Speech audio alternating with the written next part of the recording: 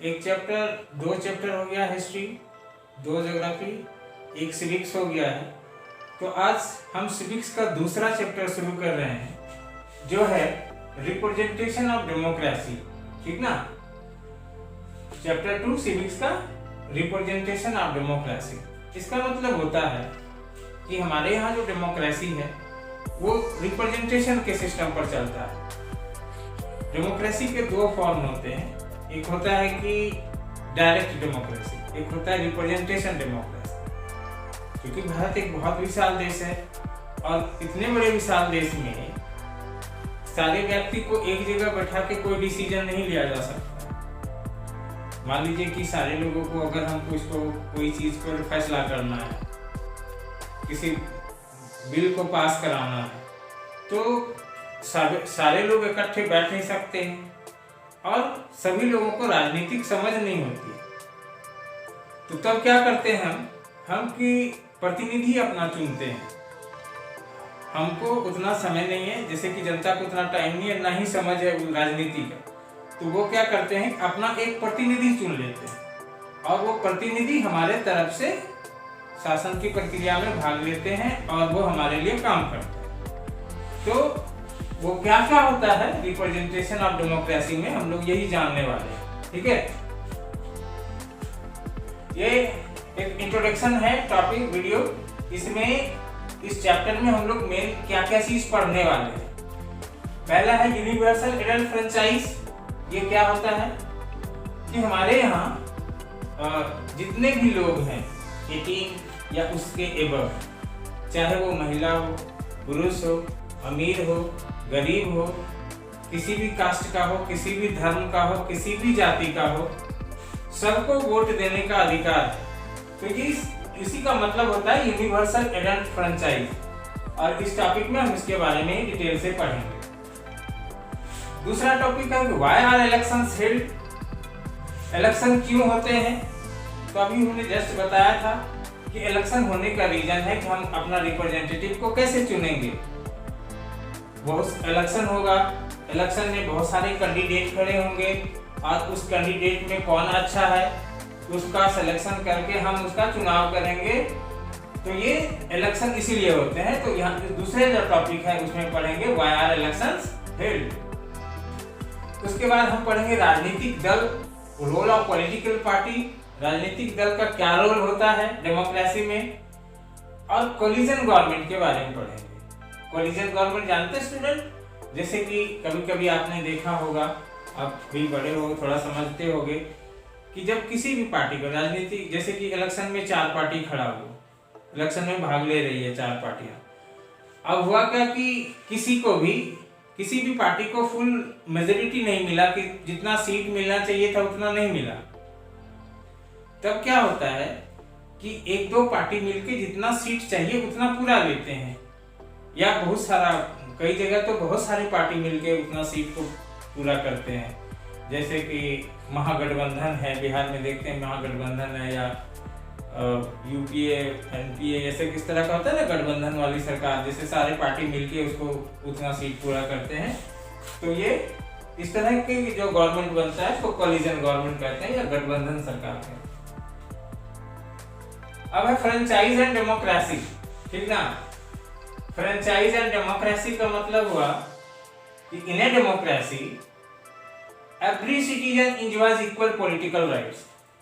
लोकतंत्र में सभी जनता को समान राजनीतिक अधिकार होते हैं, और जहां पे जनता को समान राजनीतिक अधिकार नहीं होते हैं वहां डेमोक्रेसी है ही नहीं, वो डेमोक्रेटिक देश नहीं है। लेकिन अगर जहां डेमोक्रेसी है, रियल में डेमोक्रेसी है, तो वहां सभी जनता को इक्वल पॉलिटिकल राइट्स होगा। The Indian democracy is the largest democracy in the world. Bharat का जो लोकतंत्र है ये दुनिया का सबसे बड़ा लोकतंत्र है। दुनिया का सबसे पुराना अमेरिका का लोकतंत्र, अमेरिका की डेमोक्रेसी, और दुनिया का सबसे बड़ा लोकतंत्र कौन? इंडिया।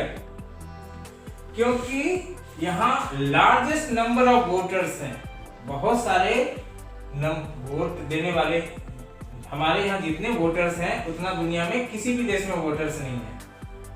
तो ये दुनिया का लार्जेस्ट डेमोक्रेसी इंडिया। थोड़ा बैक में जाते हैं। In many European democratic countries all the citizen did not enjoy the right to vote. पहले बहुत सारे ऐसे यूरोपियन कंट्री थे डेमोक्रेसी जिसने अपनाया था, लेकिन अपने सारे सिटीजन्स को वोट डालने का अधिकार नहीं दिया था। उसने कुछ पैमाना तय कर दिया था, कुछ मेजरमेंट दे दिया था कि अगर कुछ कंडीशन थे उसमें कि अगर कोई लोग इतना पढ़ा होगा तभी वो वोट डालेगा, कोई लोग टैक्स पे करेगा तभी वोट डालेगा। तो इस तरह से कंडीशन लगाए गए थे। इन मेनी कंट्रीज, और बहुत सारे देशों में महिलाओं को तो वोट देने का राइट ही नहीं दिया था। बहुत सारे देशों में, यूरोप में बहुत सारे ऐसे देश थे, आपने फ्रांस, अमेरिका, इंग्लैंड, ऐसे देश ने महिलाओं को वोटिंग राइट नहीं दिया था। अमेरिका में 1920 में महिलाओं को, 1776 में, 1776 में ये डेमोक्रेटिक सेटअप में आ गया था अमेरिका, लेकिन महिलाओं को वोटिंग राइट कब मिला? 1920। ब्रिटेन में 1688 से ही डेमोक्रेटिक सेटअप आ गया था, लेकिन इसको 1928 में यहाँ की महिलाओं को वोट देने का अधिकार मिला। इंडिया में तो जानते हैं कि 1950 में जब हमारा संविधान लागू हुआ, तभी से यहाँ के सारे नागरिक 18 ईयर या उससे एबव के जितने भी लोग हैं, चाहे वो किसी भी जाति का हो, किसी भी धर्म का हो, किसी भी भाषा बोलने वाले हो, किसी भी क्षेत्र का हो, सबको समान रूप से राजनीतिक अधिकार, वोटिंग राइट दिया गया। और इसी को कहते हैं यूनिवर्सल एडल्ट फ्रेंचाइज। ठीक है, तो इतना समझ गए। अब है कि इलेक्शंस हैव ए, क्यों होते हैं election have a great significance in the formation of modern representative government. आज का जो है सरकार, जो डेमोक्रेसी में जो सरकार बनते हैं, वो प्रतिनिधि वाला सरकार होता है। हम डायरेक्ट शासन में पार्टिसिपेट नहीं करते, हम प्रतिनिधि को भेजते हैं चुन के, और वो प्रतिनिधि हमारे तरफ से शासन में भाग लेते हैं।